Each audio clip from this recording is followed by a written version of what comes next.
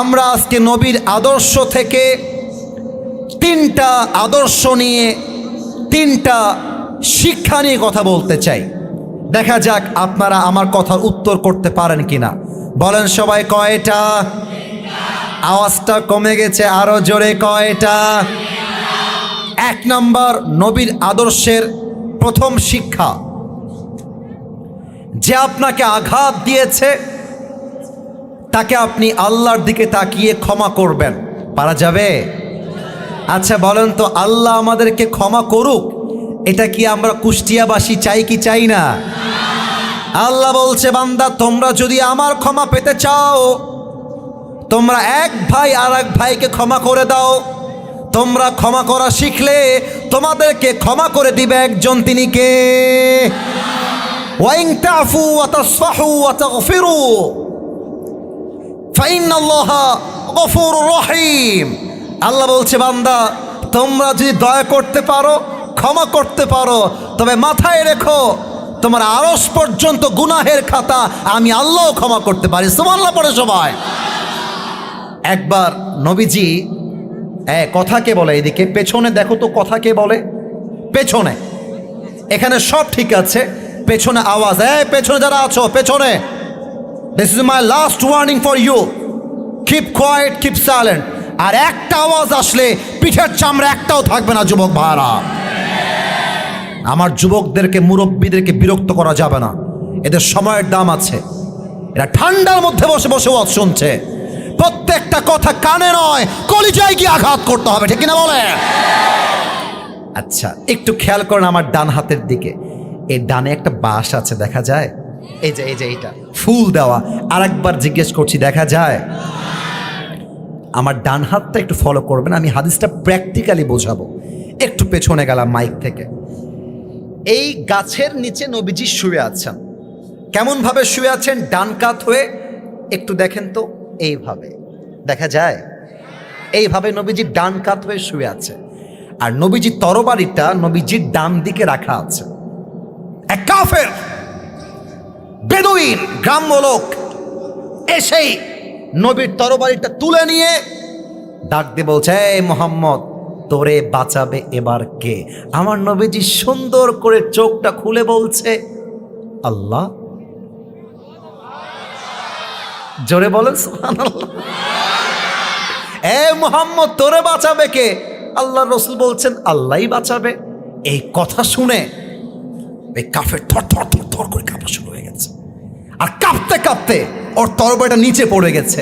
এবার রসুল তরবারি ধরে নিয়ে বলছে, এই বেটা, এবার তোকে কে বাঁচাবে রে? তোকে আবার কে বাঁচাবে?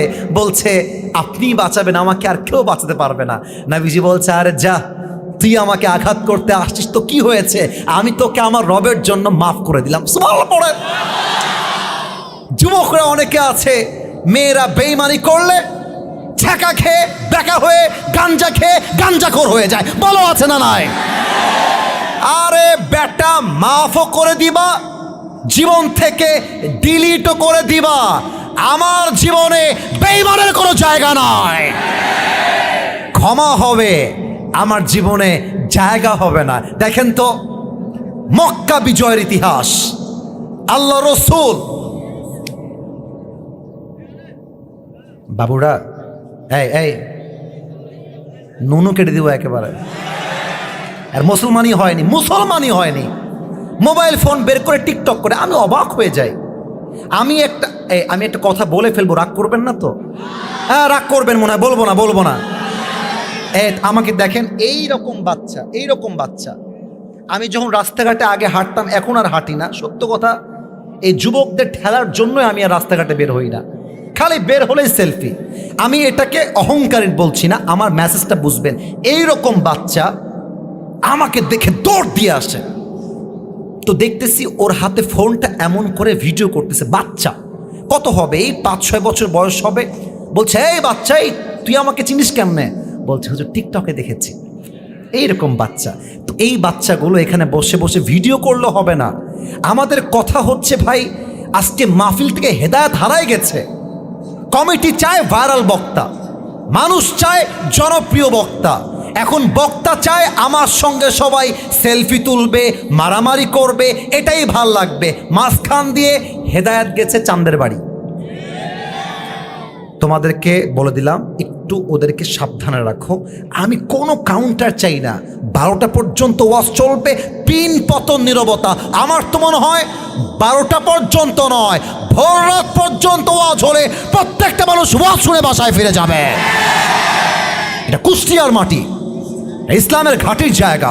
খবরদার, আর কোনো সাউন্ড চাই না। এদেরকে তোমরা একটু দেখে রাখো। মক্কা বিজয়ের ইতিহাস দেখেন। আল্লাহর রসুল মদিনার থেকে 10,000 মুসলমান নিয়ে মক্কায় আসতেছেন। মাঝ রাস্তায় থেমে গেছেন, ডাক দিয়ে বলছেন, সাহাবা একরাম শোনো, এই মুহূর্তে তোমরা বাথরুম বানাও কম। আচ্ছা বাচ্চা, তোমরা আওয়াজ করছো, বাবুরা প্লিজ এটা তাকবীর দেন দেখি। লিল্লাহি তাকবীর, লিল্লাহি তাকবীর। আচ্ছা, আরেকবার আমরা স্লোগান দিব, আল কোরআনের আলো, আল হাদিসের আলো, নারে তাকবীর।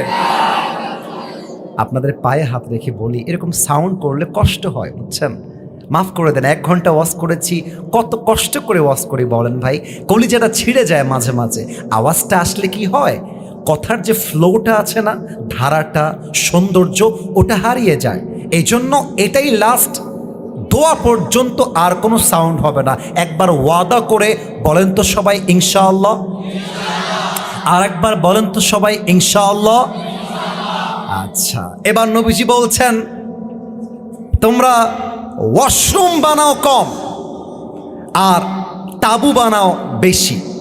তো যখন আল্লাহর রসুলের কথা অনুযায়ী সাহাবা একরাম তাই করেছে। এদিকে আবু সুফিয়ান, কাফেরদের সর্দার, সে বলছে, এই গোয়েন্দা বিভাগের লোকেরা, তোমরা যাও তো দেখি মুহাম্মদ কি করছে, খবর নিয়ে আমার কাছে আসো। এবার কাফেররা সব গেছে খবর নেওয়ার জন্য। গিয়ে বলতেছে, আবু সুফিয়ান, ওয়াশরুমের সামনে যেই পরিমাণ লাইন দেখে আসলাম, আমার তো গুণা সম্ভব হয় নাই। প্রত্যেকটা সিরিয়াল গুনতে গুনতে ভোর হয়ে গেছে, আমরা সব পালায় আসছি। আবু সুফিয়ানের কলিজা শুকায় গেছে। আরে বাবা রে বাবা, মুহাম্মদ তো অনেক সৈনিক নিয়ে আসছে। এবার আবু সুফিয়ান নিজেই গেছে পাহাড়ের গোড়ায়, পাহাড় থেকে দেখছে আল্লাহ রসুল কয়েক হাজার সৈন্য নিয়ে মক্কায় আসছে, মক্কাকে বিজয় করবার জন্য। আল্লাহু আকবার। এবার আবু সুফিয়ান ভয়ে থরথর করে কাঁপছে। আবু সুফিয়ান যখন বাসায় ফিরবে, রাস্তায় দেখা হয়েছে নবীজির চাচা আব্দুল্লাহ ইবনে আব্বাসের সাথে। বলছে, হে আব্বাস, কি খবর? তোমার ভাতিজা তো ভালোই শক্তিশালী হয়ে গেছে, খুব বাহাদুরি, তাই না? যেই মক্কার থেকে মুখ ঢেকে পালিয়ে গিয়েছিল, আজকে সেই মুহাম্মদ মক্কাকে দখল করতে চায়। তোমার ভাতিজার তো খুব বড় বাদশাহী হয়ে গেছে আব্দুল্লাহ। এবার ইবনে আব্বাস বলছে, এই কাফের, এই আবু সুফিয়ান, চোখ খোলো, তোমাকে শয়তান ধোকায় ফেলেছে। এটার নাম বাহাদুরি নয়, এটার নাম বাদশাহী নয়, এটার নাম অহংকার নয়, এটার নাম হচ্ছে আল্লাহর পক্ষ থেকে আসা নবুয়ত ছাড়া আর কিছুই নয়। ঠিক কিনা বলে? এবার আবু সুফিয়ান থরথর করে কাঁপতে কাঁপতে বাসায় গিয়েছে। আল্লাহর রসুল ডাক দিয়ে বলছেন, সাহাবা একরাম শোনো, আমরা যখন মক্কা বিজয় করব, আমার প্রত্যেকটা আঙ্গুল দেখবেন কুষ্টিয়ার মির্জানগরবাসী। 1 নাম্বার, তোমরা কোনো বৃদ্ধার গায়ে হাত তুলবা না, তোমরা কোনো মুরব্বীর গায়ে হাত তুলবা না। 2 নাম্বার, তোমরা কোনো বাচ্চার গায়ে হাত তুলবা না। 3 নাম্বার, তোমরা কোনো গাছ কাটবা না। 4 নাম্বার, তোমরা কোনো বাসায় গিয়ে অ্যাটাক করবা না। 5 নাম্বার, কোনো মাকে, কোনো মেয়েকে, কোনো বোনকে আঘাত করতে যাবা না। 6 নাম্বার, মক্কায় যত গাছ আছে, সবুজ শ্যামল পরিবেশ আছে, কোনো গাছকে কেটে পরিবেশকে নষ্ট করবা না। কোন সবাই সুবহানাল্লাহ। নবীজি যা বলেছেন সাহাবা একরাম তাই করেছেন। এবার কাবার চত্বরে সাহাবা একরাম সব ঘিরে মক্কা বিজয় হয়ে গেছে। খাব্বাবকে যে মেরেছে, খুবাইবকে যে মেরেছে, সব কাফেররা কাবার চত্বরে দাঁড়িয়ে আছে। এবার রাসূল ডাক দিয়ে বলছে, ইয়া মা'শারা কুরাইশ মা তাযুন্নুনা আন্নী ফাইলুন বিকুম। এই কুরাইশ, এই কুরাইশের সর্দাররা, তোমরা আজকে আমার থেকে কেমন ব্যবহার চাও, কেমন ব্যবহার আশা করো? এক নেতা দাঁড়িয়ে গিয়েছে, নেতা মাথাটা নিচু করে বলছে, ইয়া মুহাম্মদ আখুন কারীমুন ওয়াবনু আখুন কারীম। আমরা তোমার থেকে একজন ভ্রাতুষ্পুত্র, তার ভাইয়ের সাথে যেমন ব্যবহার করে তোমার থেকে আমরা তেমন ব্যবহার চাই মুহাম্মদ। বাদ বাকি ইটস আপ টু ইউ, তুমি কি করবা, it's your own decision, it's your own choice. এবার দেখা যাক কুষ্টিয়াবাসী সুবহানাল্লাহ আস্তে কয় না জোরে কয়, একটু সময় দেন। আল্লাহর রাসূল ডাক দিয়ে বলছেন, শোনো মক্কার কুরাইশরা, শোনো, লা তাসরিবা আলাইকুমুল ইয়াউম ইযহাবু ফাআনতুমুত তুলাকা। হে কুরাইশের সর্দাররা শোনো, হে মক্কাবাসী শোনো, যে মক্কার থেকে তোমরা আমাকে জুলুম করে তাড়িয়ে দিয়েছো, বিদায় করে দিয়েছো, আজ আমার তোমাদের উপরে কোনো অভিযোগ নেই।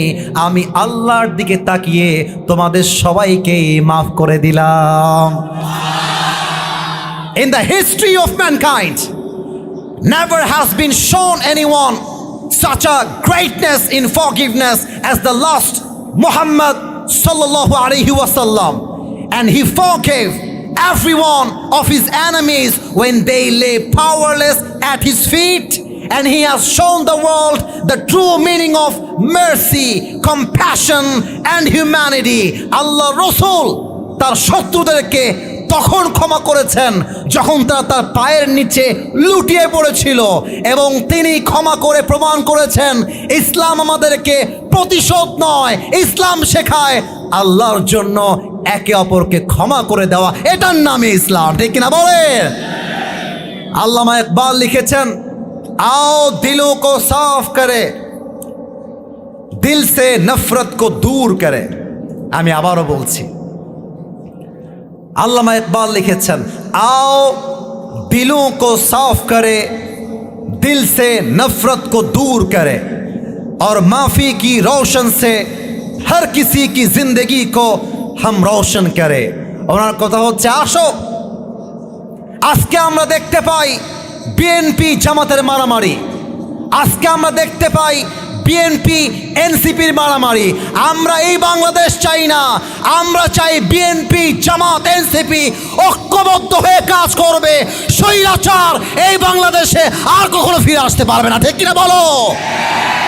ক্ষমা করতে হবে একে অপরকে। অতএব ইসলামের নবীর আদর্শের আজ প্রথম শিক্ষা ক্ষমা। এবার সবাই একটা কাশি দিয়ে উত্তর দিবেন, কাশি দেন। আজকে প্রথম শিক্ষা ক্ষমা। বলেন সবাই, প্রথম শিক্ষা।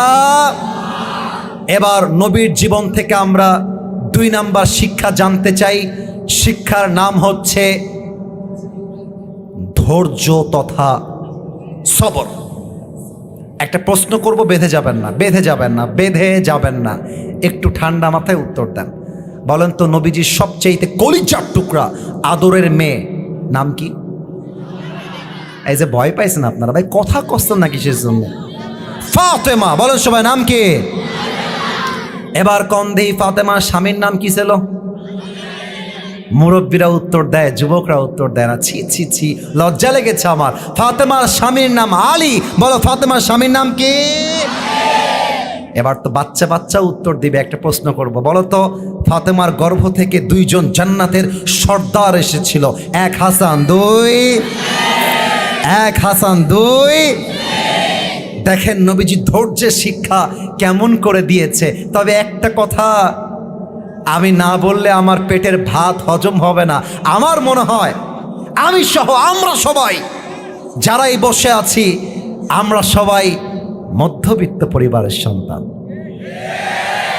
কথা ভুল বললাম না ঠিক বললাম? বল। মাঝে মাঝে অনেকে লজ্জা পায়, আমার বাবা কৃষক বলতে লজ্জা পায়, আমার বাবা দোকানদারি করে বলতে লজ্জা পায়, আমার বাবা জমিতে কাজ করে বলতে লজ্জা পায়।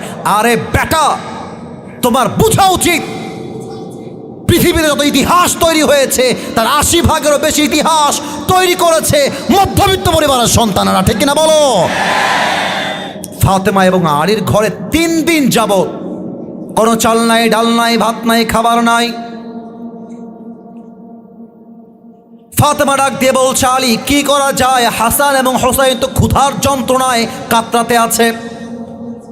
এবার আলী ডাক দিয়ে বলছে, ফাতেমা আমার কাছে একটা বুদ্ধি আছে, যদি তুমি মানতে পারো তবে লাভ হতে পারে।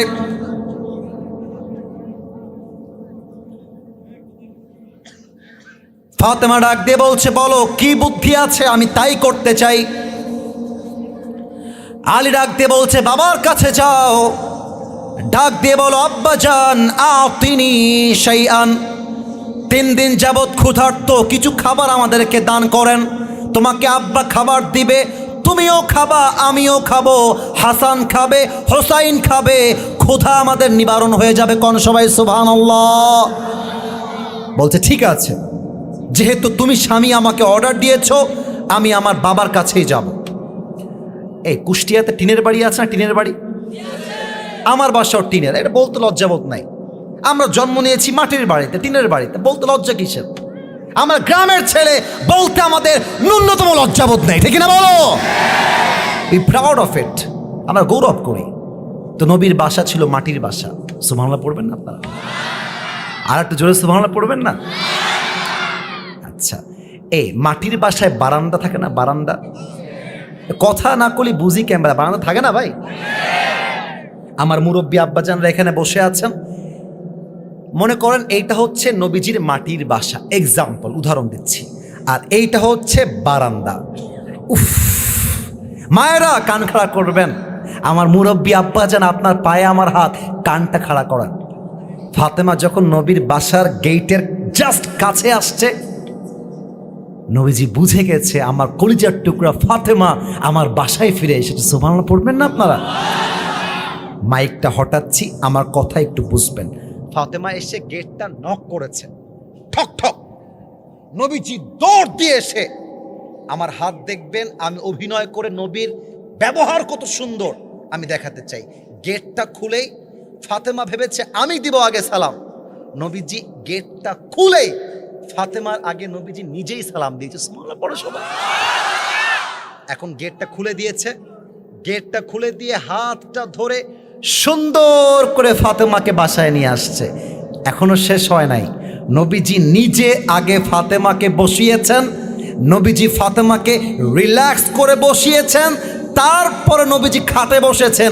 মেয়েকে বসাবার আগে নবীজি বসে যায় নাই, এটার নামই হচ্ছে বাবা আর মেয়ের ভালোবাসা, ঠিক কিনা বলে? এবার নবীজি ফাতেমাকে ডাক দিয়ে বলছে, আম্মা জান তোমার কিচ্ছু চাইতে হবে না, আমি তোমার চেহারা দেখেই বুঝে গেছি আম্মা জান তুমি বড্ড ক্ষুধার্ত হয়ে বাবার কাছে এসেছো। ফাতেমা তার চোখের পানি আর আটকে রাখতে পারে নাই, কান্না শুরু করে দিয়েছে। ডাক দিয়ে বলছে, আব্বা জান আমি আমার কথাই বাদ দিলাম, বাট আলী ক্ষুধার্ত, আমার হাসান হোসাইন ক্ষুধার্ত। আতিনি শাইআন, গিভ আস সাম ফুড, কিছু খাবার দেন, আমরা তো আর ক্ষুধা সহ্য করতে পারছি না ইয়া রাসূলুল্লাহ। নবীজি এবার ফাতেমার ধৈর্যের পরীক্ষা নেওয়া শুরু করে দিয়েছে। নবীজি বলছে, ফাতেমা তোমাকে খাবার দিতে আমার কোনো আপত্তি নেই, তবে আমি তোমাকে 2টা অপশন দিব। 1 নাম্বার, তোমাকে আমি 5টা বকরি দিব, অথবা আমি তোমাকে 5 শব্দের দোয়া শিখায় দিব। আম্মা জান তুমি কোনটা চাও? ফাতেমা বুঝে গেছে আমার আব্বা আমার ধৈর্যের পরীক্ষা নিচ্ছে। ফাতেমা ডাক দিয়ে বলছে, ইয়া রাসূলুল্লাহ, ইয়া হাবিবাল্লাহ, আমার 5টা বকরির কোনো দরকার নাই, আপনি 5টা শব্দ শিখায় দিবেন, আমি 5টা দোয়া পেয়ে খুশি মনে বাসায় ফিরে যাব। সুবহানাল্লাহ পড়বেন না আপনারা সবাই? ধৈর্য কাকে বলে? এবার ফাতেমা 5 শব্দের দোয়া শিখে বাসায় আসছে। দোয়াগুলো আমি শিখাতে চাই। ইউটিউবে যাবে, তখনও মুখস্থ করবেন, এখনও একবার মুখস্থ করে নেন। ওয়াজটা আজকে সাকসেস হবে, সফল হবে। একটু কাশি দেন, আর একবার জোরে বলতে হবে তা না, যতটুকু বুঝে পারেন বলবেন। খুবই সহজ দোয়া, কুষ্টিয়াবাসী খুবই সহজ দোয়া। বলেন সবাই, ইয়া আউয়ালাল আউয়ালিন। আর একটু জোরে বললে ভালো হবে, ইয়া আখিরাল আখিরিন, ইয়া যাল কুওয়াতিল মাতিন, ইয়া রাহিমাল মাসাকিন। এবার শেষ শব্দটা অত্যন্ত সহজ। মুরব্বী, এবার বুকের তাজা রক্তকে এক করেন। যুবক, আওয়াজ চাই বাঘের মতো। বলেন সবাই, ইয়া আরহামার রাহিমিন। মাশাআল্লাহ, আমার আব্বাজানরাও পড়েছে। এই 5 শব্দের দোয়া জেনে নেন, কাজে দিবে, আজীবন কাজে দিবে। অভাবে, অনটনে, ঋণের বোঝা, টাকার ঋণ আর ঋণ, ধার আর ধার, অভাব, চাল নাই, ডাল নাই, ভাত নাই, চাকরি নাই, ব্যবসায় বরকত নাই। এই 5 শব্দের দোয়া যে ধৈর্য নিয়ে পাঠ করবে, আল্লাহ তার জীবনটাকে বরকত দিয়ে ভরপুর করে দিবে। সুবহানাল্লাহ। এবার ফাতেমা বাসায় আসছে। ওই যে আলী আর হাসান আর হুসাইন বসে আছে খাবারের জন্য। ফাতেমার হাত খালি। আলী বলছে, ইয়া ফাতেমা আইনা তাম, খাবার কোথায়? তোমার হাত তো খালি। ফাতেমা এক মারাত্মক কথা বলেছে। এবার ফাতেমা বলছে, আলী ভালো করে তাকায় দেখো, আমার হাত খালি না, ভর্তি। আরে ভর্তি মানে পুরো হাত খালি। বলছে, শোনো, যাহাবতু লিদ-দুনিয়া ওয়া জিতু বিল আখিরাহ। আমি আমার নবীর কাছে দুনিয়া চাওয়ার জন্য গিয়েছিলাম, আমার নবী আমাকে দুনিয়া দেয় নাই, 2 হাত ভর্তি আখিরাত দিয়ে ফেরত পাঠিয়ে দিয়েছে। সুবহানাল্লাহ পড়বেন না আপনারা? আল্লাহু আকবার, আল্লাহু আকবার। এবার আলী বলছে, ফাতেমা তুমি বাসায় বসো, এবার আমি যাব আমার শ্বশুরের কাছে। জামাই যাবে কার কাছে? এই কথা বামে আসছে, ডানে আসে নাই। জামাই যাবে কার কাছে? শ্বশুরের কাছে। এবার আলী নবীর সামনে এসে দাঁড়িয়ে গিয়েছে।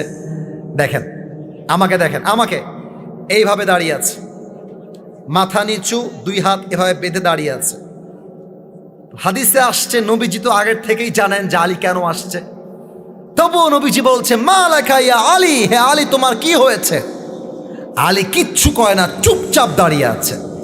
একটু পর দাঁড়িয়ে বলছে, ইয়া রাসূলুল্লাহ আতিনি শাইআন, কিছু খাবার দেন, আমি ক্ষুধার্ত, ফাতেমা ক্ষুধার্ত, হাসান হোসাইন সবাই ক্ষুধার্ত।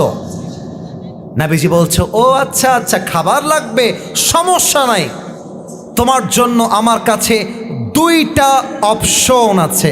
এই কলিজার টুকরা যুবক, এই আমার আব্বা জান, আমার হাত দেখে বলবেন কয়টা অপশন আছে? আর একটু জোরে, কয়টা? 1, আমি তোমাকে 5000 বকরি দিব। আগে ছিল 5টা, এবার হয়েছে 5000। আর তোমাকে 5 শব্দের দোয়া শেখায় দিব। এ Ali, which option you wanna select for you? তুমি কোনটা নিতে চাও? এবার জামাই বুঝে গেছে আমার শ্বশুর আমাকে ধৈর্যের পরীক্ষা নিচ্ছে। আলী ডাক দিয়ে বলছে, ইয়া রাসূলুল্লাহ আমার 5000 বকরির দরকার নাই, আপনি আমাকে 5 শব্দের দোয়া শিখাইলে আমি আলী খুশি হয়ে যাব। সুবহানাল্লাহ পড়বেন না আপনারা সবাই? এবার 5 শব্দের দোয়া শিখে বাসায় আসছে। হাদিসে আসছে আলী এবং ফাতেমা এই 5 শব্দের দোয়া দিয়ে ধৈর্যের সাথে আমল করেছে। কয়েকদিন পরে তাদের ঘরে আল্লাহ বরকত দিয়ে ভরপুর করে দিয়েছে। কোন সবাই সুবহানাল্লাহ? আমার কলিজার টুকরা কুষ্টিয়াবাসী কেমন আছেন আপনারা সবাই? আপনারা কি আমাকে চেনেন? ফেসবুকে দেখেছেন কখনো? আমাকে যুবকরা একটু খুব ভালো করে চেনে, ওদের অধিকার নিয়ে কথা বলি তো, তাই যুবকরা আমাকে একটু ভালোবাসে বেশি, আমি যুবকদেরকে একটু ভালোবাসি বেশি। আত্মার কানেকশন, হার্ট কানেকশন। আমি কি বুড়া নাকি রে বাবা? আমি বুড়া না, আমিও যুবক, তোমরাও যুবক। অতএব আজ কথা বলবো কাউকে ভয় করে নয়, যা হক কথা তা বলবো। যে বাধা দিবে তার পিঠের চামড়া একটাও থাকবে না আজকের মাহফিলে। ভূমিকাতে 3টা কথা বলে আমি আমার মূল তাফসিরে ফিরে আসতে চাই। আমার কথা কি বোঝা যায়? তো কথা না বলি বুঝি কেমবেলা? কথা তো কতি হবে, বোঝা কি যায়? বলেন সবাই, ভূমিকায় আমরা কয়টা কথা বলতে চাই? আওয়াজ আসি নেই ভাই, জোরে কতি হবে, কয়টা? আরে কুষ্টিয়ার মাটি তো কাপুরুষের মাটি নয়। আমার সামনে কাপুরুষের বাচ্চা নয়, সব বীর পুরুষের বাচ্চাগুলো আমার সামনে বসে আছে। আওয়াজ যেন আসতে না আসে। আর একবার জিজ্ঞেস করি, বলেন সবাই কয়টা? 1 নাম্বার কথা অনেকের গায়ে লাগতে পারে, একটু মাজায় গামছা বেঁধে নেন। আমি হক কথা বলতে চাই, আপনার গায়ে লাগলেও বলবো, আপনার গায়ে না লাগলেও আমার ক্ষতি হবে ভাই, এইটা আমার দায়িত্ব ভাই। 1 নাম্বার কথা, আগামী ফেব্রুয়ারি মাসে নির্বাচন হতে পারে বলে আমরা ঘোষণা পেয়েছি, অ্যানাউন্সমেন্ট পেয়েছি। আমাদের মুসলমান হিসেবে প্রথম দাবি, বিগত সরকার দেখেছি, শাসন দেখেছি, রাজনীতি আমরা দেখেছি, সব আমরা অবজারভেশন করেছি। 1 নাম্বার দাবি, আগামীর বাংলাদেশে আমরা কোনো নারীকে ক্ষমতার চেয়ারে আর দেখতে চাই না। প্রথম দাবি। সেকেন্ড দাবি, আমরা বাংলাদেশে এমন একজন প্রধানমন্ত্রীকে দেখতে চাই, আমার দেশের প্রধানমন্ত্রী এমন এক পুরুষ হবে যে প্রধানমন্ত্রী চাইলে জাতীয় সংসদে দাঁড়িয়ে দেশের পক্ষে যেমন বক্তব্য দিবে, আমার দেশের প্রধানমন্ত্রী চাইলে ঢাকার জাতীয় মসজিদ বাইতুল মুকাররমে দাঁড়িয়ে জুমার খুতবা দেওয়ার যোগ্যতাও রাখবে। হাত তুলে বলো ঠিক কিনা? 3 নাম্বার দাবি, আমি জানি না আমার যুবক ভাইয়েরা আমাকে ঠিক কত জোরে বলবে, বাট আমার মনে হয় ইমান থাকলে আজকে পুরো মাঠটা ঠিকের আওয়াজে কেঁপে উঠবে। দেখা যাক তোমাদের আওয়াজ কতটুকু আমার কানে আসে। আগামীর পার্লামেন্ট চলবে আল্লাহর এই কোরআন দিয়ে। দ্বিমত না একমত? সংসদে কোরআন চলবে, পার্লামেন্টে কোরআন চলবে। আমরা সবাই চাই কি চাই না? মাঝে মাঝে মাহফিলে নো তাকবীর it's not the perfect time for তাকবীর, লেটস মেক ইট বেটার। আর একটু পরে আমার তাকবীর দিব। অনেকে দেখবেন মাহফিলের মাঝেই চিৎকার দিয়ে বলে, হুজুর রাজনীতির কথা বাদ দেন, কোরআন থেকে কথা বলেন, কোরআনের ওয়াজ করেন, তাফসীর করেন। ইটস জাস্ট লাইক, তার ভাবটা হচ্ছে এমন, মনে হয় কোরআনে কোনো রাজনীতি নেই। কোরআনের রাজনীতি ছাড়া যারাই রাজনীতি করে তারা রাজনীতি নয়, তারা রাজনীতির নামে দেশে দুর্নীতি করতে চায়। Quran is not out of politics. Politics কোরআনে আছে, রাজনীতি কোরআনে আছে।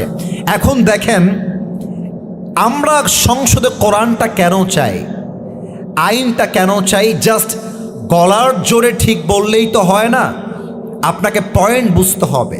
এখানে জামাত ইসলাম আছেন, অ্যাট দ্য সেম টাইম বিএনপির লোকও আছেন। I respect everyone from my heart. সত্য করে বলছি, আমি জামাত ইসলামকেও ভালোবাসি, বিএনপিকেও ভালোবাসি, এনসিপিকেও আমি ভালোবাসি। I respect everyone from my heart. কলিজার থেকে সবাইকে আমি সম্মান করি।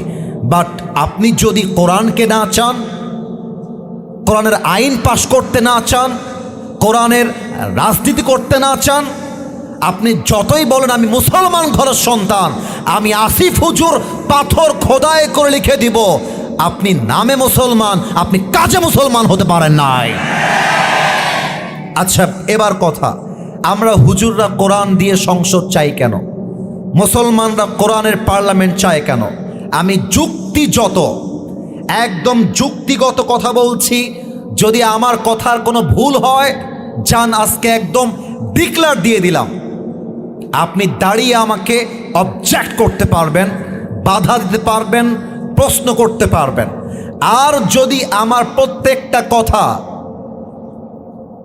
কোরআন থেকে হয়, হাদিস থেকে হয়, আপনাকে কলিজার থেকে আমাকে ঠিক বলে অ্যাপ্রিসিয়েট করতে হবে। কথা ঠিক আছে কিনা বলেন? এই কোরআন দিয়ে সংসদ চললে, পার্লামেন্ট চললে প্রথম লাভ হবে এই বাংলার মাটিতে ইনসাফ কায়েম হবে, জাস্টিস কায়েম হবে। কারণ কোরআনের রাজনীতির প্রথম নীতি আল্লাহ তাআলা বলছেন, আউযু বিল্লাহি মিনাশ শাইতানির রাজীম, ইন্নাল্লাহা ইয়া'মুরুকুম আন তু'আদ্দুল আমানাতি ইলা আহলিহা ওয়া ইযা হাকামতুম বাইনান নাসি আন তাহকুমু বিল আদল। Allah says in this ayah, Allah commands people to give back what they deserve in their lives. Allah বলছেন, যে যা প্রাপ্য পায়, যে যেটা পাওয়ার যোগ্য, যার অধিকার তাকে ফিরিয়ে দাও, এটার নাম ইসলাম। এবং ওয়াইদা হাকামতুম বাইনান নাসি আন তাহকুমু বিল আদল, whenever you judge between people, you have to judge with justice. যখন তোমরা বিচার করবা, তোমরা ইনসাফপূর্ণ বিচার করবা। কোনো বেইনসাফি স্বজন প্রীতির নাম ইসলাম হতে পারে না, কোরআন হতে পারে না। ঠিক কিনা বলেন? এবার এক্সাম্পল দিব, উদাহরণ দিয়ে বাস্তবিক প্রেক্ষাপট বুঝায় দিব। আচ্ছা, আমার স্যার আব্বাজান বসে আছে আমার বাম পাশে, উত্তর দিবেন, আমার বাবাজানকে কি দেখা যায়? আরে কথা না বলে বুঝি কেমবেলা, দেখা কি যায়?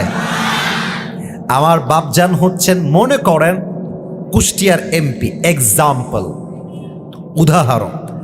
আর আমি আসিফ হুজুর হলাম একজন সামান্য রিক্সাওয়ালার ছেলে। এক্সাম্পল, উদাহরণ দিচ্ছি। আমাদের এমপির ছেলে একটা অন্যায় করে ফেলেছে, সেম অন্যায়টা আমি রিক্সাওয়ালার ছেলে আমিও করে ফেলেছি। কোরআন দিয়ে সংসদ চললে কি হবে? কোরআন বলছে রিক্সাওয়ালার ছেলের যেই বিচার হবে, এমপির ছেলেরও সেই বিচার হবে। এমপির ছেলেকে স্বজন প্রীতি করে টাকার বিনিময়ে ছেড়ে দিবা, এটা তোমাকে ইসলাম চুল পরিমাণ ছাড় দেয় নাই। এটার নামই কোরআন, এটার নামে ইসলাম। আর একটা ছোট্ট উদাহরণ দিয়ে বুঝাই দেই। এই পাগড়িওয়ালা, তুমি দাঁড়াও তো বাবু, পাগড়িওয়ালা, সাদা পাগড়িওয়ালা, বাবু দাঁড়াও, ভয় নেই।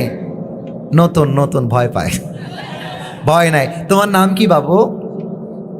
আচ্ছা, এবার কম দেখি, ওরে কি দেখা যায়? এ কথা কম নাকি সে শুনি দেখা যায়? আমার পাগড়িওয়ালা ভাই মনে করেন যে আমি ওয়াজ শেষ করে যাওয়ার সময় আমাকে ধরেছে। আমি আবার রাজশাহীর ভাষাও পারি। রাজশাহীতে বলে, কি বে তোর বাড়ি কতি বে? রাজশাহীর ভাষা। ভালোই দেখছি তুমি রাজনীতি নিয়ে ওয়াজ করছো।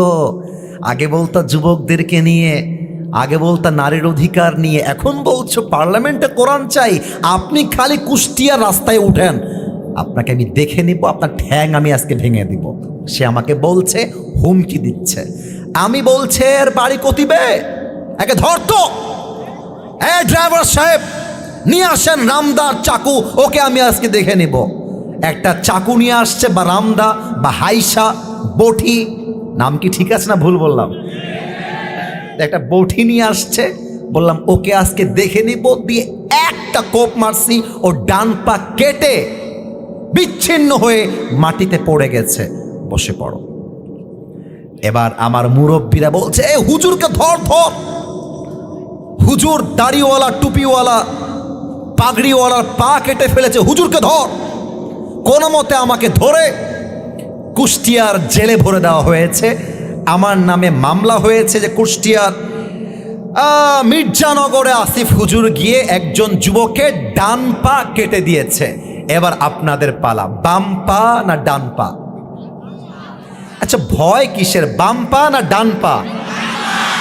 উত্তরটা যদি আসতে দেন তাহলে আমার মনে হচ্ছে আপনারা হয়তো বা আমার পয়েন্টটা বোঝেন নাই।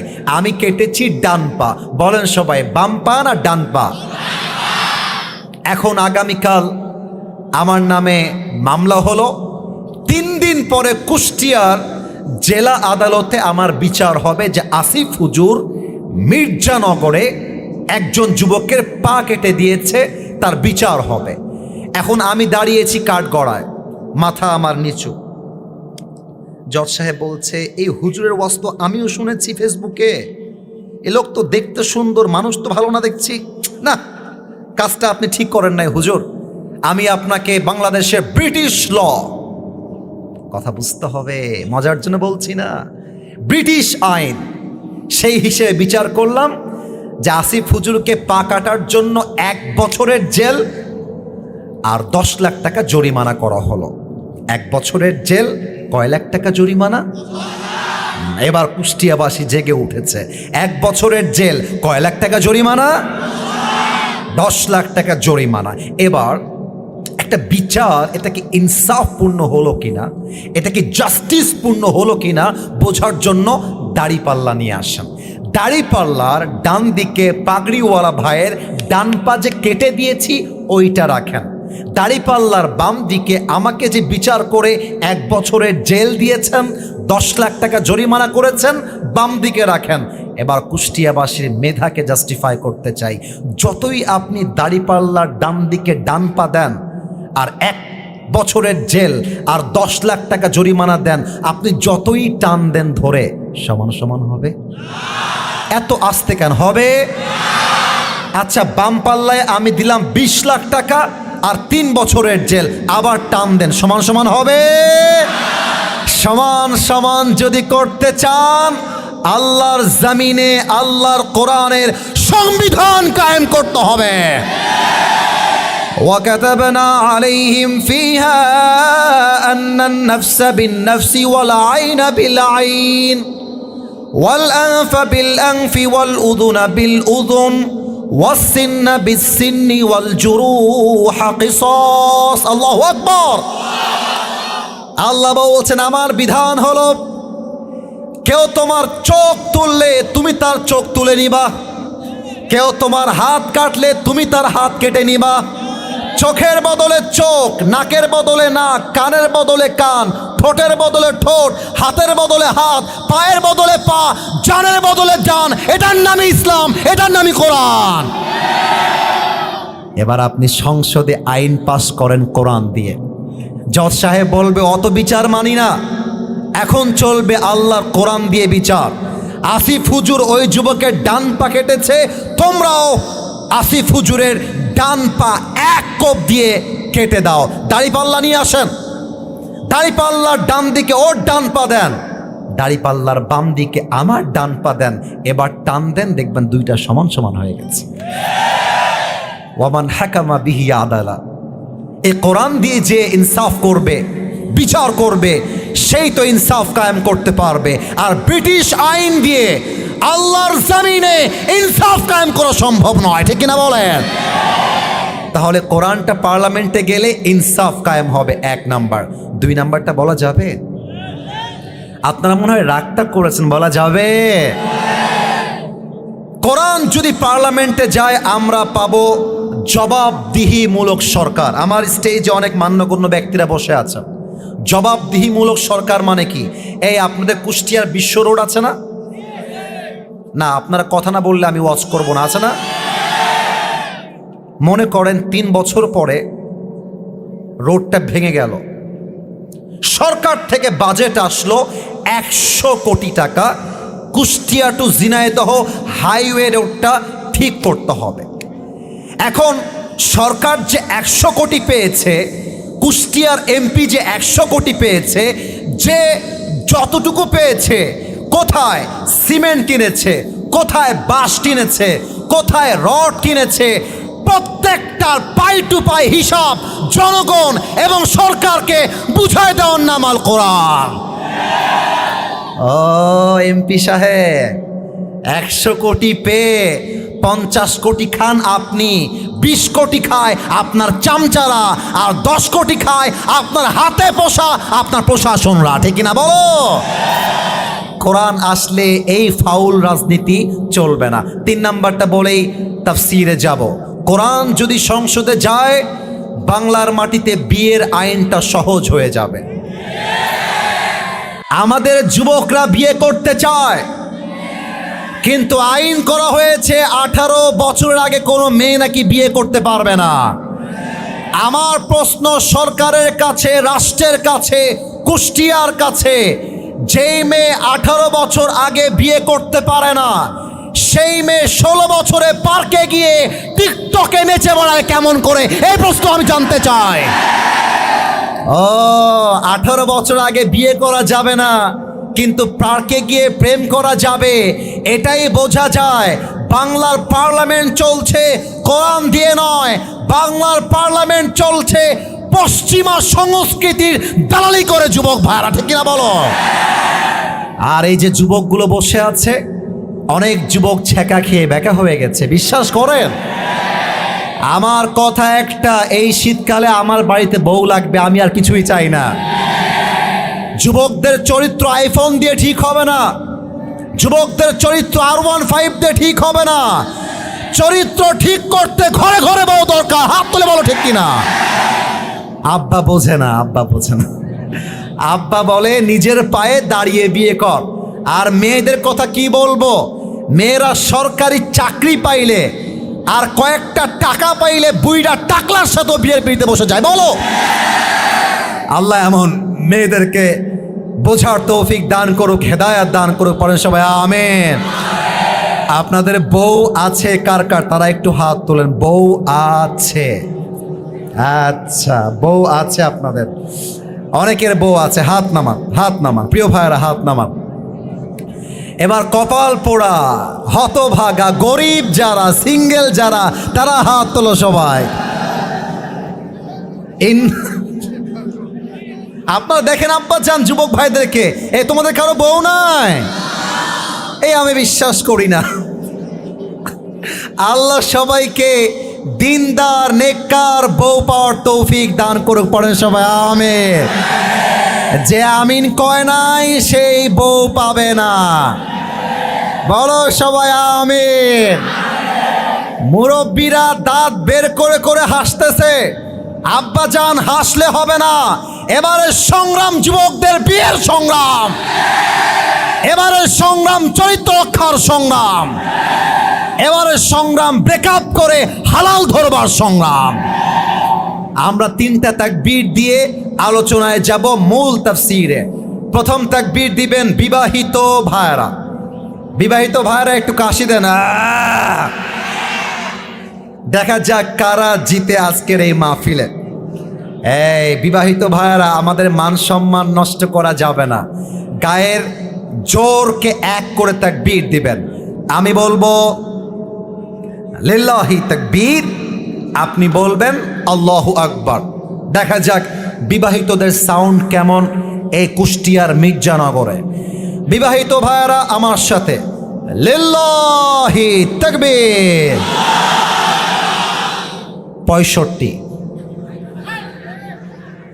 আপনারা নাম্বার পেয়েছেন 65। এবার সিঙ্গেলদের পালা। সিঙ্গেলদের কাশি মারো। দেখা যাক কারা জিতে তাকবীর দেওয়ার খেলায়। সিঙ্গেলরা লিল্লাহি তাকবীর। বিবাহিত ভাইরা আমাকে মাফ করে দিবেন। আজকে আমার সিঙ্গেল ভাইরা সত্য বলছি, কম করে হলেও 90 নাম্বার পেয়ে তারা পাস করেছে। এবার কোনো ভাগাভাগি নেই, এমন জোরে তাকবীর দিবেন যে শেষ তাকবীরে আমি আসিফ হুজুর আমার মুরব্বীদেরকে নিয়ে স্টেজ ভেঙে নিচে পড়ে যাব। দেখা যাক সাউন্ড কেমন আসে। এই যে সোনামণি, এই তোর বিয়ে হবে না, এই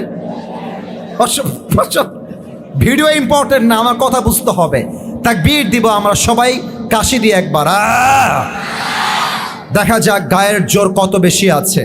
এটা ইউটিউবে যাবে, আগামীকাল প্রত্যেকটা জেলার মানুষ বলতে বাধ্য হবে কুষ্টিয়ায় মির্জানগরে আমার সামনে কোনো বিড়ালের বাচ্চা নয়, সব সিংহের বাচ্চাগুলো আমার সামনে বসে আছে।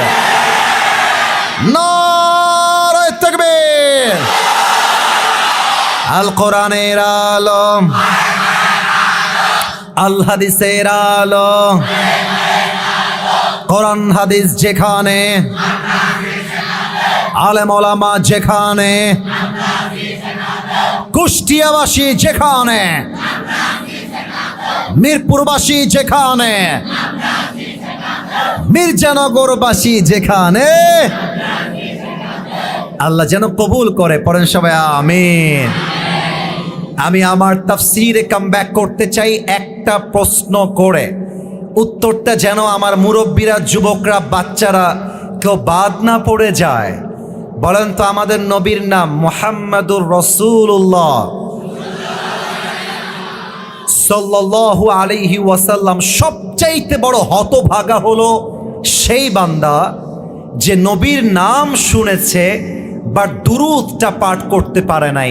আমি বলবো মুহাম্মাদুর রাসূলুল্লাহ, সবাই আমরা দুরূদ পাঠ করব একসাথে। মুহাম্মাদুর রাসূলুল্লাহ সাল্লাল্লাহু আলাইহি ওয়াসাল্লাম। আমার কুষ্টিয়াবাসী, নবীর উম্মত হতে পেরে আমরা সবাই খুশি না বেজার?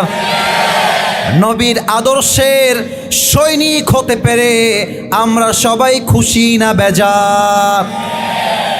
আমাদের আদর্শের নাম মুজিববাদী আদর্শ নয়।